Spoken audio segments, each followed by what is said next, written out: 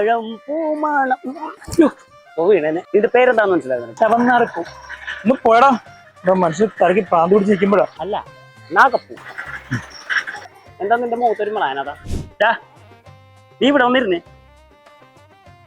ഇനി പറ, എന്താ നിന്റെ പ്രശ്നം? വീട്ടിലൊരു കുറിപ്പ് ലാൻഡ് ചെയ്തിട്ടുണ്ട്.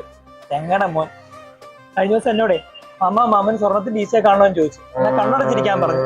ഞാനാണ് കണ്ണടച്ചിരുന്ന് കൊടുത്തു.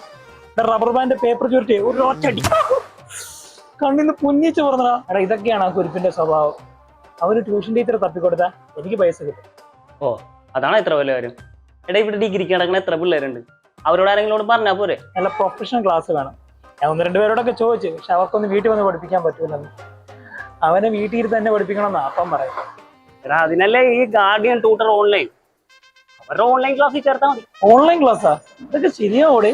ഇത് 1 ടീച്ചർ 1 സ്റ്റുഡന്റ് മെത്തേഡാണ്. അതുകൊണ്ട് തന്നെ ടെൻഷനും വേണ്ട. കൂടാതെ ഇവരുടെ ഡെമോ ക്ലാസ് അവൈലബിൾ ആണ്. അത് വേണമെങ്കിൽ നീ ചുമ്മാ അപ്പനെ ഒന്ന് കാണിച്ചു നോക്ക്.